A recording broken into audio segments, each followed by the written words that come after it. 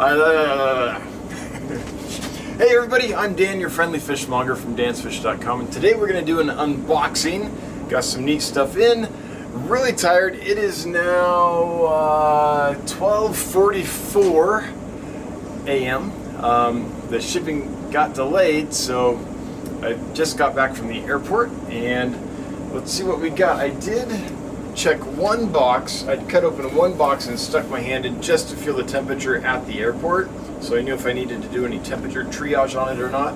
It felt decently warm, so I didn't open the other ones yet. I just kept them insulated and put them in the car and came straight home. So this is nice. It's actually a nicely insulated one this time. Good change. Let's see what our temperature is in here. Oh, this is great.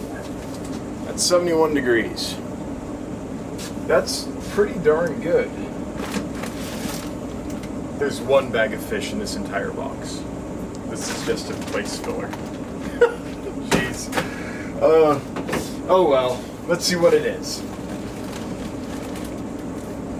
Oh, okay. So these are, well, what I ordered was SAEs. What I got are flying foxes. We'll take a look at them in a little later. Pretty sure those are flying foxes. The black bar doesn't go all the way through the caudal fin. So we might be having a nice special on flying foxes. Alright, first big box. Let's see what we got here. Now, this isn't the big shipment from Nigeria. This is just a small shipment to kind of tide us over. It does have some neat stuff from Indonesia in it, and it has some other neat stuff too. The Nigerian shipment will be coming in Thursday of next week, so meaning it'll land here probably Friday of next week. That's the timeline we're working on right now. And then the major Indonesia shipment will be as soon as I get the Nigeria shipment in and I see how many tanks I have left available, then I'll place the shipment from Indonesia, the kind of major shipment. Oh, this is so great. They did boxes with actually decent insulation this time. It's always frustrating when you get fish and it's really cold and snowy and wintry and the insulation's like a half an inch thick. And you're just thinking, there's no way those travel in good condition. Got too cold. A little colder, 69 degrees, but still not too bad. 69 is kind of intolerances. Of course, they've been in my warm car for a couple of hours. There's heat packs in there, they're stone cold. There's nothing going on there. But 69 degrees is not so bad, so I have high hopes. Let's see, what do we got here? Oh man, this is a bummer. This is a bag of gobies that I was really excited about. Whole bag's down. Shipment got delayed for how many hours? Many hours. Those didn't make it. Shoot. You know what, I haven't had a shipment where the entire bag came in like that for, I can't remember the last time, so that's really disappointing. Oh, I was looking forward to those two. Moving on though, here are, I think that these are going to be Signifer blue eyes. We'll open them up in just a second. They look okay. These are, so this is cool. These are a neat goby. Until they color up, I'm not going to know exactly what species they are. I got the Papuan red goby, which the scientific name I forget right now. It's a Stiphodon species. Then I got the glass gobies, which might be those, and the blue neon goby, which is another neat Stiphodon species. Okay, these are another goby. Until they color up, I'm going to have no clue which species that is. Right now it just looks like a plain brown fish. Can you see that okay? Jonathan's behind the camera. Hi, Jonathan. Hello. Oh, good. Oh, do they look decent? Oh, there's some struggling. These are platinum half-beaks.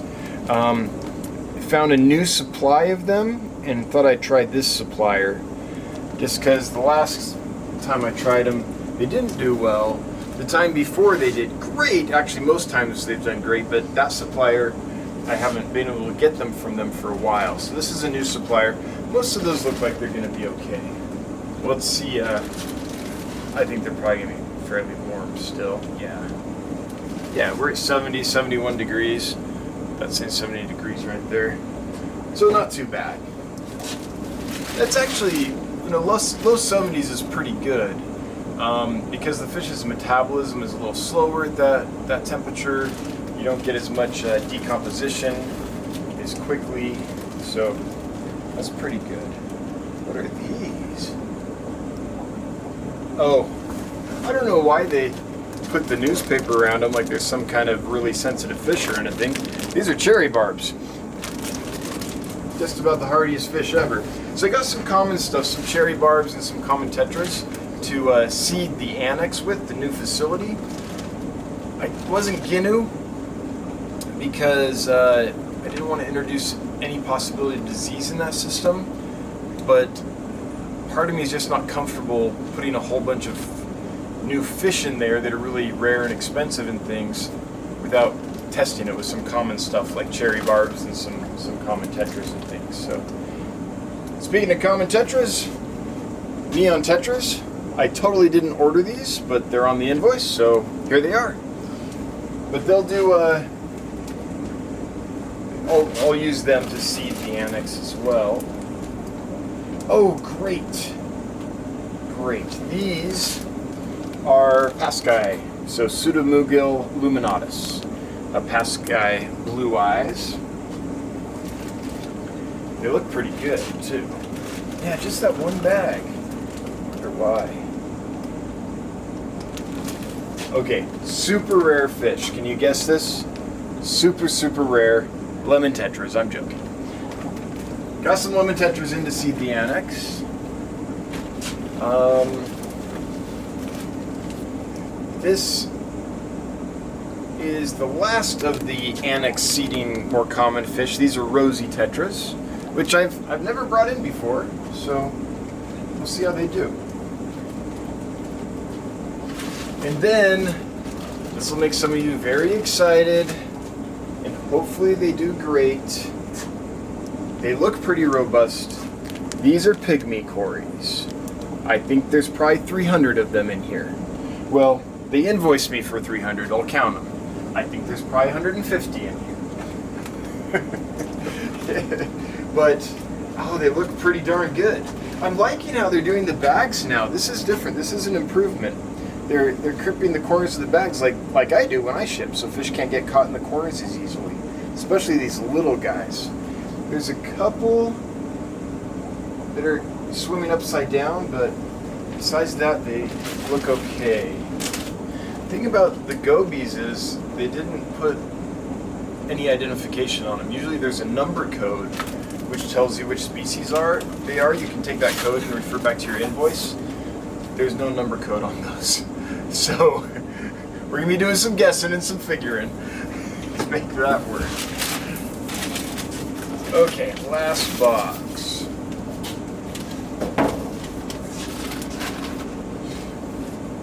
How warm are you?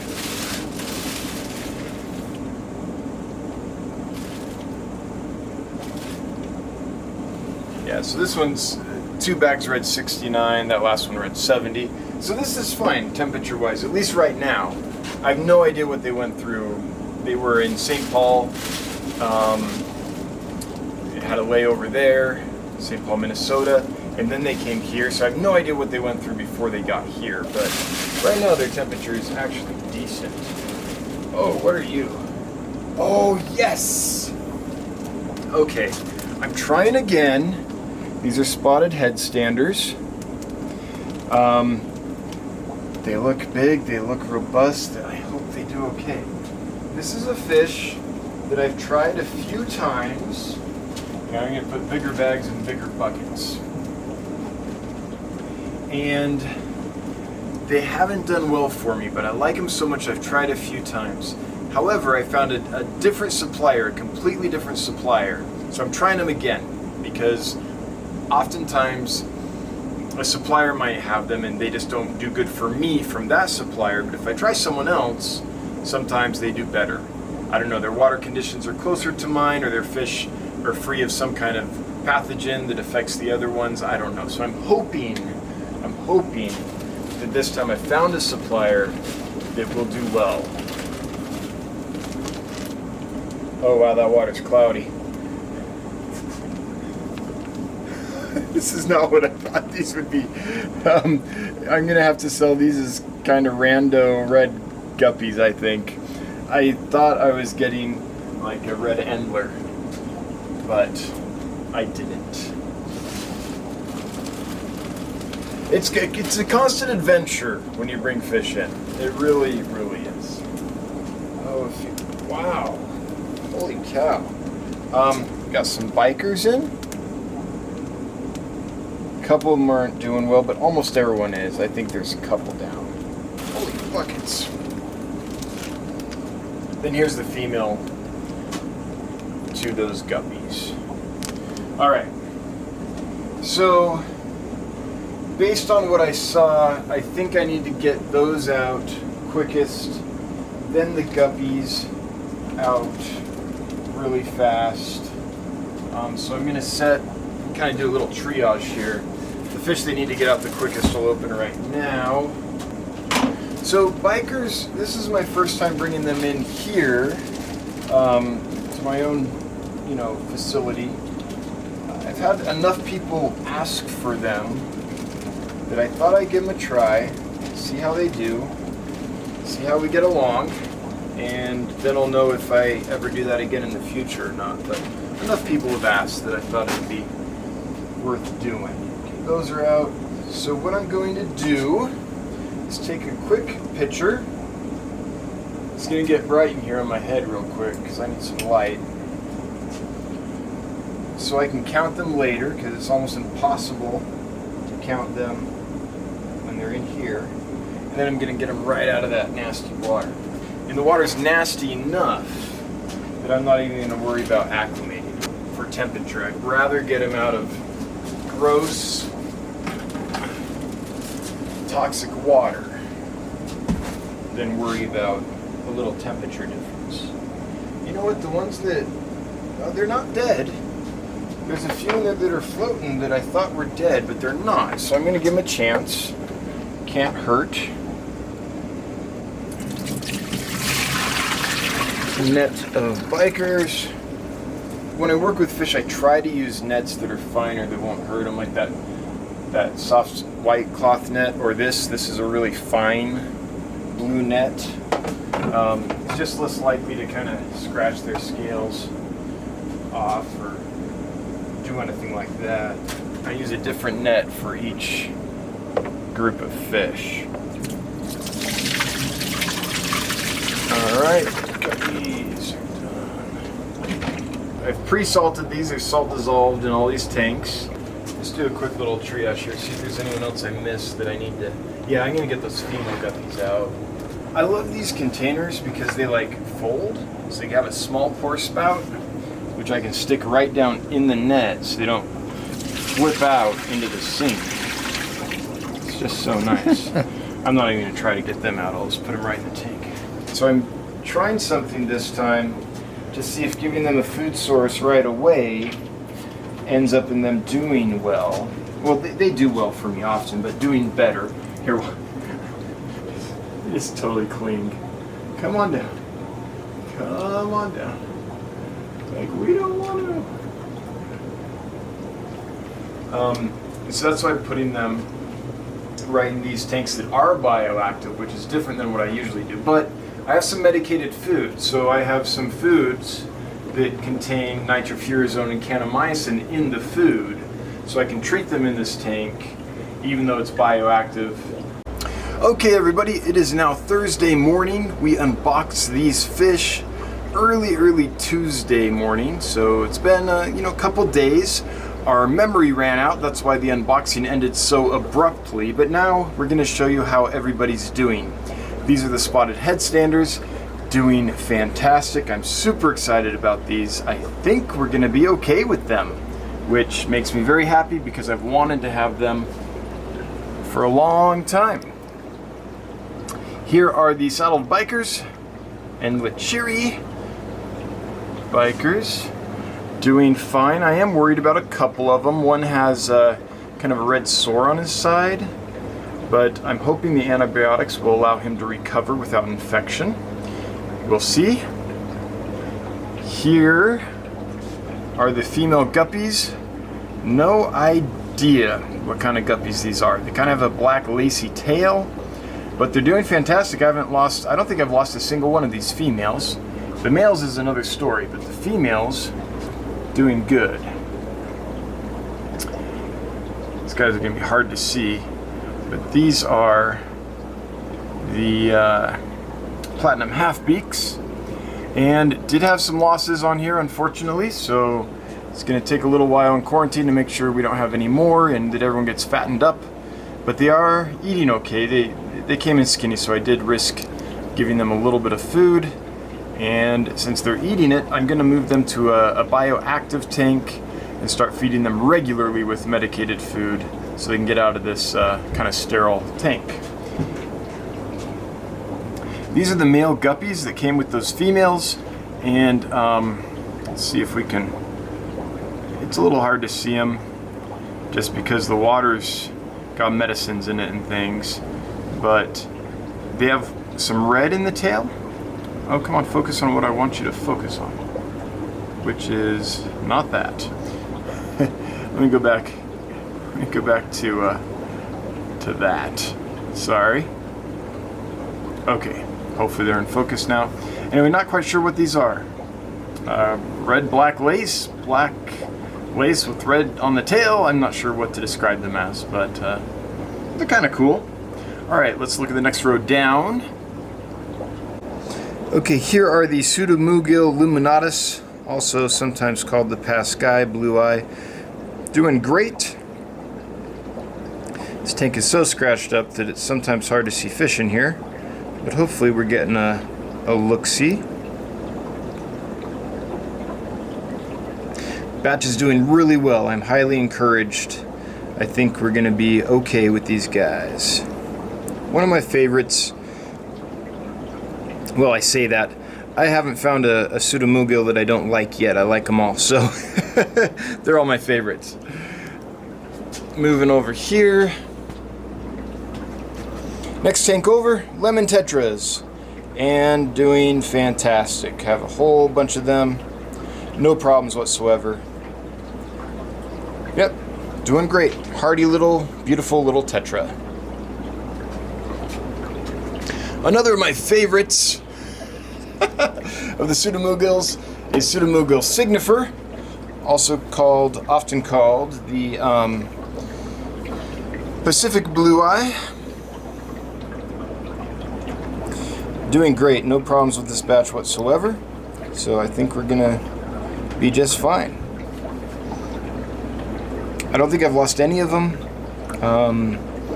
Pretty robust. Sometimes you get a batch in and they just don't do well, but that is not the case here. Here they're doing great.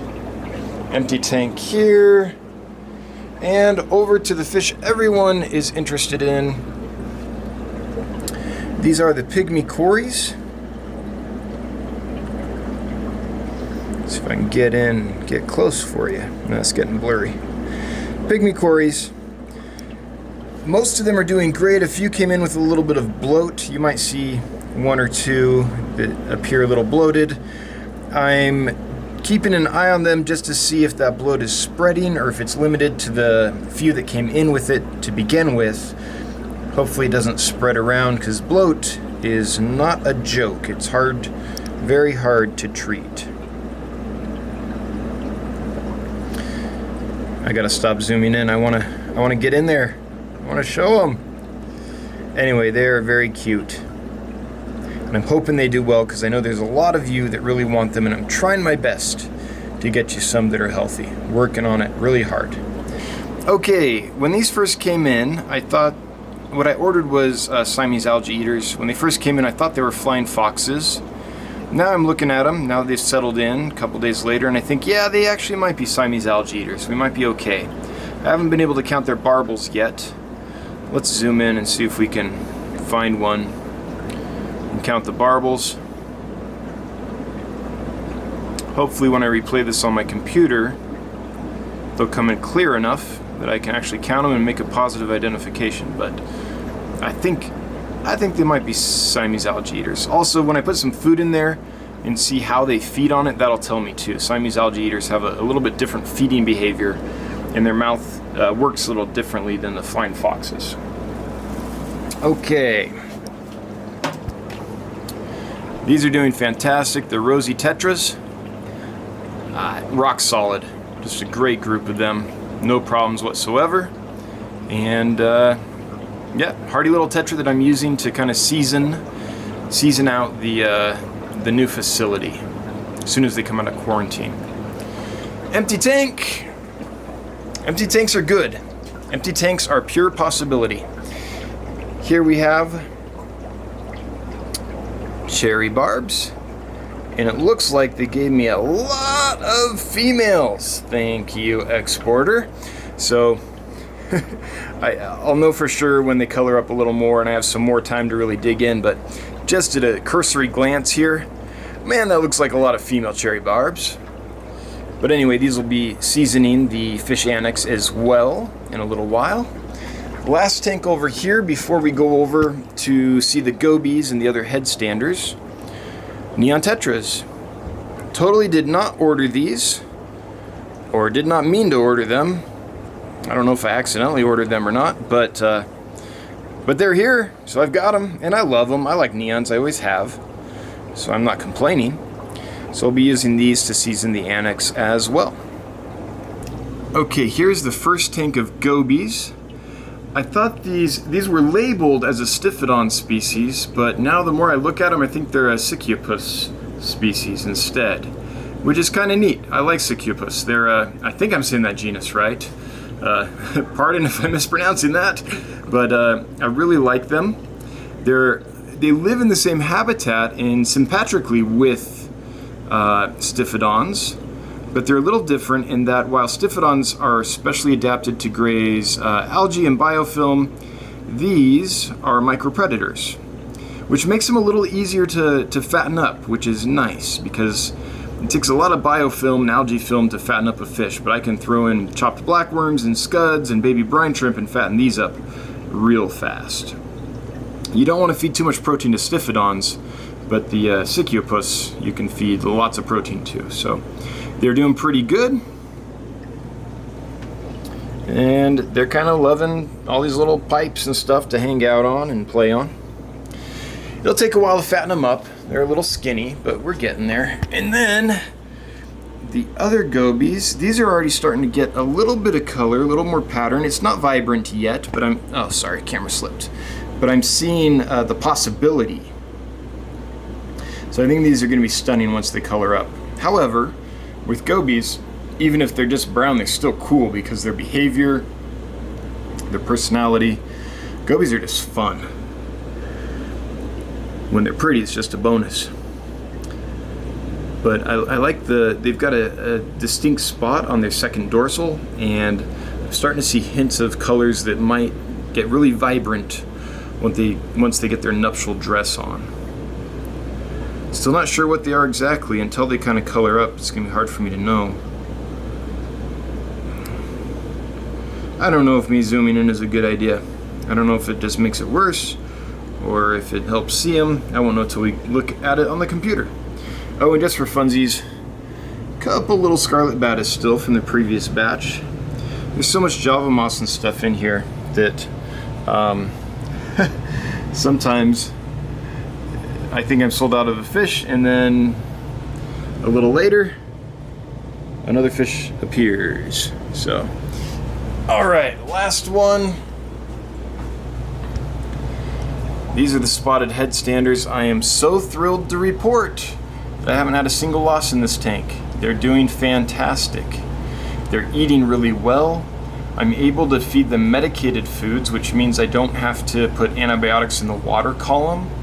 So this is my first time kind of trying it this way, but so far the results have been excellent. Although the other headstanders in the quarantine tank are doing well, and I'm medicating that water column, but these guys are appreciating being able to eat right away. As you can see, they just go down. They're like the geophagus of the characins. They go down like a geophagus and they just sift sand all day long. And that's how they feed. And so far I've gotten them to eat rapashi and I've gotten them to eat flake foods, so I think we're gonna be just fine.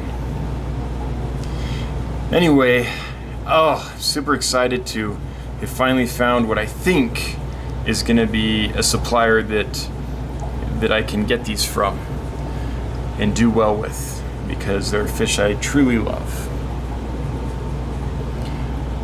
And there's a lot of them in here and it's so exciting. Okay, let's try an outro. Hopefully you can see me. Am I zoomed in? Hang on, no, I'm not, okay. I can't see myself, so I hope I'm in frame right now. Anyway, thanks for watching. If you like this stuff, if you would consider liking, subscribing, sharing, hitting notification bells, all that jazz, would be greatly appreciated. And until next time, I hope you have a good one. Bye-bye.